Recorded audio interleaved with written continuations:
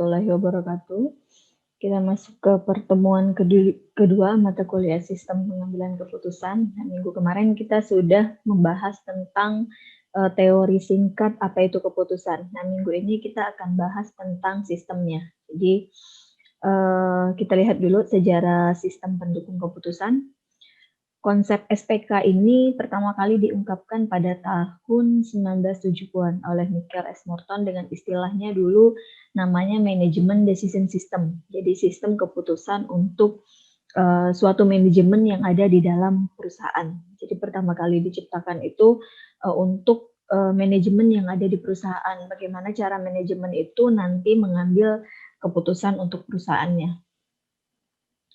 Nah, sistem tersebut adalah sistem yang berbasis komputer, jadi sistem keputusan manajemen yang berbasis komputer yang ditujukan untuk membantu para pengambil keputusan. Dalam hal ini biasanya kalau di dalam manajemen itu pengambil keputusan adalah di level top manajemen dengan memanfaatkan data dan model tertentu. Jadi di dalam SPK ini ada model yang digunakan untuk menerapkan sistem itu sendiri, untuk memecahkan berbagai persoalan yang sifatnya tidak terstruktur. Jadi nanti kita bahas bagaimana sih masalah yang tidak terstruktur itu. Jadi fokus si SPK ini adalah menyelesaikan masalah yang sifatnya tidak terstruktur. Kalau yang sifatnya terstruktur itu tidak perlu menggunakan SPK, bisa diselesaikan. Nah, kalau yang tidak terstruktur biasanya manajemen akan menggunakan bantuan sistem untuk membantu mendukung keputusan yang diterapkan di dalam suatu perusahaan. Nah, kita lihat beberapa pengertian SPK secara teori. Yang pertama, menurut Mann and Watson, sistem pendukung keputusan merupakan suatu sistem yang interaktif. Jadi interaktif di sini maksudnya adalah ada hubungan interaksi antara sistem dengan user. Dengan user dalam hal ini adalah top management yang akan menjadi user di dalam suatu sistem SPK. Jadi sifatnya dia interaktif, ada hubungan interaksinya antara user dengan sistem. Jadi si SPK ini nggak bisa bekerja sendiri kalau tidak ada inputan dari sebuah inputan data dari user itu sendiri. Jadi harus ada interaksi antara user dengan sistem yang membantu pengambil keputusan melalui penggunaan data. Pasti ya harus ada data. Jadi kalau misalnya tidak ada data yang diberikan oleh si user, maka SPK ini juga tidak bisa bekerja. Dan model-model keputusan. Nah, nanti kita akan membahas di pertemuan-pertemuan selanjutnya. Setiap pertemuan kita bahas model-model dari keputusan ini sendiri supaya nanti bisa diterapkan di sistem itu mau pakainya model seperti apa. Jadi biasanya nanti setiap model itu punya rumus dan perhitungan matematika tersendiri. Untuk memecahkan masalah yang sifatnya semi terstruktur. Nah, kalau si Mann and Watson ini bilang masalah yang sifatnya semi terstruktur juga perlu bantuan si SPK maupun yang tidak terstruktur seperti tadi ya. Jadi kalau Mann and Watson ini bilang masalahnya harus minimal bersifat semi terstruktur. Jadi ada gabungan antara masalah terstruktur dan masalah yang tidak terstruktur. Yang kedua, menurut Raymond McLeod, dia bilang bahwa SPK ini merupakan sebuah sistem yang menyediakan kemampuan untuk menyelesaikan masalah dan komunikasi. Hampir sama berarti ya, harus ada interaksi juga, harus ada komunikasi antara user dengan sistem untuk permasalahan yang sifatnya juga semi terstruktur. Jadi dari kedua ahli ini berpendapat bahwa SPK ini digunakan minimal masalah yang dihadapi di dalam perusahaan itu adalah masalah yang sifatnya semi terstruktur. Jadi sekali lagi kalau masalah yang sifatnya terstruktur itu tidak perlu bantuan si SPK ini untuk mengambil suatu keputusan. Kemudian yang ketiga, menurut si Little, SPK adalah sebuah kumpulan prosedur berbasis model. Jadi harus ada modelnya juga di dalam SPK itu untuk memproses data dan pertimbangan untuk membantu manajemen dalam pembuatan keputusan. Nah, si Little ini tidak menerangkan bahwa SPK harus masalah sifat semi terstruktur, namun harus menggunakan model-model yang bisa diterapkan di dalam suatu SPK itu sendiri. Kemudian yang keempat, menurut Moore and Cheng, SPK dapat digambarkan sebagai sistem yang berkemampuan mendukung analisis ad hoc data dan pemodelan keputusan. Jadi juga sama, ada modelnya, berorientasi keputusan, orientasi perencanaan masa depan, dan digunakan pada saat-saat yang tidak biasa. Nah, saat-saat yang tidak biasa di sini maksudnya adalah tadi ya, masalah yang sifatnya tidak terstruktur. Jadi dari keempat ahli ini menerangkan bahwa yang pertama itu harus ada interaksi antara user dengan sistem dan juga harus menggunakan pemodelan atau model-model yang bisa diterapkan di dalam suatu SPK itu sendiri. Sehingga nanti SPK itu bisa berfungsi untuk menyelesaikan masalah yang minimal sifatnya adalah semi terstruktur. Oke, kita lihat di sini beberapa perbedaan antara Decision Support System atau SPK dengan Electronic Data Processing yang biasa digunakan oleh manajemen untuk mengolah data. Nah, kita lihat ya di sini. Dari sisi kegunaan, si SPK ini bersifat aktif. Bersifat aktif dalam artian adalah harus ada interaksi antara user dengan si SPK itu sendiri, karena semua data di dalam SPK itu didapatkan dari user yang akan menggunakan si sistem itu sendiri. Nah, kemudian kalau electronic data processing dia sifatnya lebih pasif. Lebih pasif di sini dalam artian adalah yang banyak bergeraknya si EDP-nya itu sendiri. Kemudian dari sisi user pengguna, kalau DSS ini Line and Staff Management, dalam artian di sini level-level di dalam top management ya yang menggunakan DSS. Nah, kalau EDP ini dia lebih ke faktor kritisnya, seperti end user-nya kayak karyawan, terus bagian kasir misalnya yang menggunakan si EDP ini. Kemudian dari sisi tujuan, si DSS ini dia berfokus kepada tingkat efektif. Jadi DSS ini tujuannya adalah bagaimana menghasilkan suatu keluaran yang sifatnya efektif. Sedangkan kalau EDP dia biasanya hanya kepada efisiensinya saja.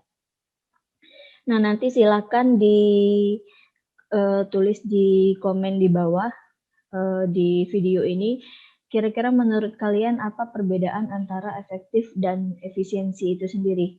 Jadi bisa kalian komen di video ya nanti, perbedaan antara efektif dan efisien. Kemudian dari sisi waktu penggunaan, si SPK ini dia bisa digunakan di masa saat ini ataupun di masa yang akan datang. Nah, kalau EDP biasanya digunakan untuk data-data yang sudah terjadi. Jadi kalau data-data yang sudah ada baru bisa dimasukkan ke dalam si EDP ini. Kalau datanya belum ada, belum bisa digunakan. Nah, kalau si SPK itu bisa digunakan untuk di masa yang akan datang. Kemudian dari sisi objektivitasnya, si SPK dia sifatnya lebih fleksibel, sedangkan si EDP ini dia sifatnya lebih konsisten. Jadi kalau SPK ini dia fleksibel menyesuaikan dengan kebutuhan yang diminta oleh si manajemen. Nah, kalau EDP ini kalau dia cuma fokus untuk laporan keuangan ya hanya memunculkan laporan keuangan. Jadi sifatnya dia konsisten. Oke. Nah, kita lihat manfaat dari sistem pengambilan keputusan. Yang pertama, SPK memperluas kemampuan pengambil keputusan dalam memproses data. Di sini maksudnya adalah dengan adanya si SPK ini, pengambil keputusan bisa memperluas informasi-informasi bagi pemakainya sendiri, sehingga nanti apa yang dihasilkan oleh SPK ini sangat berguna untuk manajemen di dalam perusahaan itu sendiri. Yang kedua, SPK membantu pengambil keputusan untuk memecahkan masalah, terutama berbagai masalah yang sangat kompleks dan tidak terstruktur. Tadi ya, kalau masalah yang tidak terstruktur itu bisa diselesaikan dengan SPK. Yang ketiga, SPK dapat menghasilkan solusi dengan lebih cepat serta hasilnya dapat diandalkan. Nah, keterbatasan dari SPK itu sendiri, walaupun dia merupakan sistem pengambilan keputusan, jadi tidak semata-mata si SPK ini bisa hasil dari SPK ini bisa digunakan untuk memecahkan masalah yang sedang dihadapi oleh manajemen atau si pengambil keputusan. Sekali lagi, si SPK ini hanya menjadi stimulan ataupun acuan bagi pengambil keputusan dalam memahami keputusannya. Cuma hasil akhirnya itu tetap tergantung kepada top manajemennya itu sendiri untuk memutuskan keputusan di dalam manajemennya. Nah, tujuannya yang pertama tadi yang memberikan dukungan untuk membuat keputusan dalam masalah yang semi terstruktur. Di sini kita lihat ya, apa sih sifat atau karakteristik yang dimiliki oleh masalah yang sifatnya terstruktur. Jadi masalah yang semi terstruktur atau masalah yang tidak terstruktur itu artinya beberapa bagian dari masalah terjadi berulang-ulang. Jadi setiap permasalahan yang terjadi berulang-ulang, misalnya penerima beasiswa semester di Atmaluhur misalnya. Nah, itu kan masalahnya terjadi berulang-ulang, setiap semester itu terjadi. Nah, setiap masalah yang terjadi berulang-ulang seperti itu bisa digunakan suatu SPK atau pemilihan karyawan terbaik di suatu perusahaan. Itu kan biasanya tiap tahun terjadi. Nah, bisa kita buat suatu SPK-nya. Kemudian masalah itu juga melibatkan subjektivitas manusia. Jadi yang sifatnya melibati manusia itu bisa dibuat suatu SPK untuk memudahkan pengambil keputusan.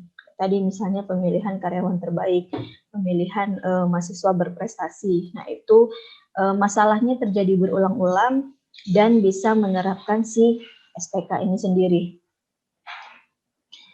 Kemudian yang kedua, memberikan dukungan pembuatan keputusan kepada manajer pada semua tingkat dengan membantu integrasi antar tingkat. Jadi dengan adanya SPK nanti hasil akhirnya tetap di tangan top manajemen, cuma nanti dari setiap level manajemen itu bisa memberikan kontribusi untuk keputusan yang nanti diambil di dalam suatu perusahaan. Yang ketiga, meningkatkan efektivitas manajer dalam pembuatan keputusan dan bukan peningkatan efisiensi. Tadi ya, seperti yang sebelumnya perbedaan antara DSS dan EDP.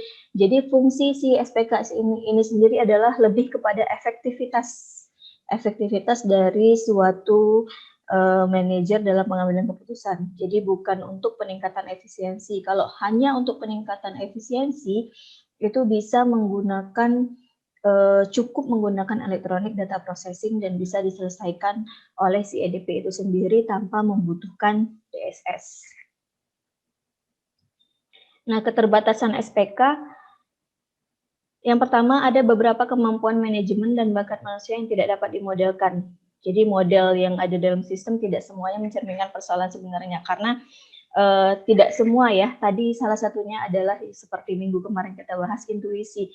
Intuisi itu tidak bisa dimodelkan di dalam program komputer karena itu sifatnya adalah perasaan.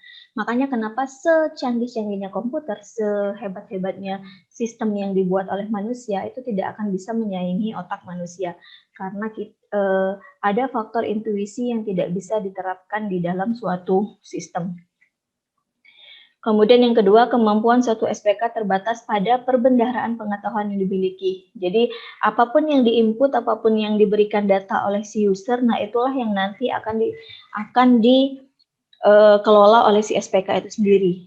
Jadi tidak ada faktor eksternal, faktor X lainnya yang akan mempengaruhi keputusan di dalam suatu SPK.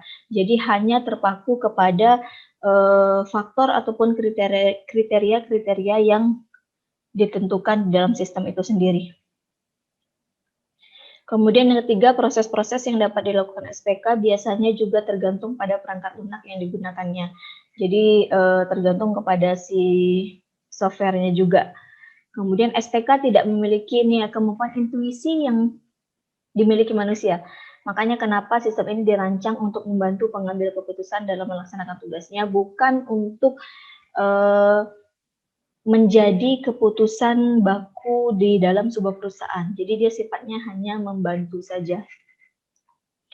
Oke, kita lihat karakteristik SPK. SPK ini dirancang untuk membantu pengambil keputusan untuk memecahkan masalah yang sifatnya tadi semi terstruktur ya, yang terjadi berulang-ulang. atau masalah yang melibatkan subjektivitas manusia. Dengan menambahkan kebijaksanaan manusia dan informasi komputerisasi, dalam hal ini adalah kriteria yang dibuat oleh si programmer nantinya yang akan diterapkan di dalam suatu SPK itu sendiri. Yang kedua, dalam proses pengolahannya, SPK mengkombinasikan penggunaan model-model analisis. Jadi di sini nanti akan ada model-model yang kita gunakan, dan setiap model itu mempunyai rumus matematika tersendiri dengan memasukkan data konvensional serta fungsi-fungsi dan integrasi informasi. Jadi datanya nanti dimasukkan, dikelola oleh suatu model, nanti dihasilkan keputusan yang sifatnya rekomendasi bagi suatu perusahaan ataupun manajemen. Yang ketiga, sistem pendukung keputusan dirancang sedemikian rupa sehingga dapat digunakan dan dioperasikan dengan mudah. Kemudian SPK dirancang dengan menekankan pada aspek fleksibilitas serta kemampuan adaptasi yang tinggi.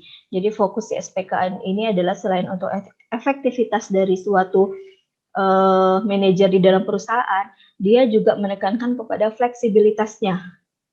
Jadi fokus kepada efektif dan fleksibel di dalam suatu sistem yang nantinya akan diterapkan oleh si SPK itu sendiri. Nah, kita lihat di sini SPK yang ideal itu seperti apa sih? Yang pertama, SPK adalah sebuah sistem berbasis komputer antara komputer dan pengguna. Dalam hal ini berarti SPK yang ideal adalah SPK yang bisa menerapkan konsep interaksi antara pengguna dengan sistem itu sendiri. Kemudian yang kedua, SPK ditujukan untuk membantu pembuat keputusan dalam menyelesaikan suatu masalah dalam berbagai level manajemen yang nantinya terpusat di top manajemen dan bukan untuk mengganti posisi manusia. Ini ya, sekali lagi SPK ini hanya membantu menjadi rekomendasi untuk pembuat keputusan. Jadi bukan menggantikan posisi manusia sebagai pembuat keputusan. Jadi hanya sifatnya rekomendasi. Hasil akhirnya tetap tergantung kepada top manajemen yang ada di dalam suatu perusahaan itu sendiri. Kemudian yang ketiga, SPK mampu memberi alternatif solusi bagi masalah tadi ya yang semi atau tidak terstruktur, baik bagi perseorangan atau kelompok dan dalam berbagai macam proses dan gaya pengambilan keputusan, sesuai dengan nanti model-model yang akan diterapkan di dalam suatu sistem pengambilan keputusan yang akan dikembangkan untuk suatu manajemen ataupun perusahaan. Kemudian SPK menggunakan data, basis data, dan analisa model-model keputusan. Jadi nanti terdapat beberapa model yang akan digunakan di dalam suatu SPK itu sendiri. Kemudian SPK bersifat adaptif, efektif, interaktif, dan fleksibel. Jadi fokus si SPK ini kuncinya adalah pada efektivitas dan fleksibilitas yang akan bisa diberikan oleh suatu SPK di dalam manajemen ataupun perusahaan. Terus kemudian SPK menyediakan akses terhadap berbagai macam format dan tipe sumber data yang biasanya bisa dikelola oleh suatu SPK sehingga bisa efektif digunakan di dalam suatu manajemen ataupun perusahaan. Nah, sekian untuk pertemuan kedua kita. Nanti kita lanjutkan di pertemuan selanjutnya untuk materinya. Saya akhiri. Wassalamualaikum warahmatullahi wabarakatuh.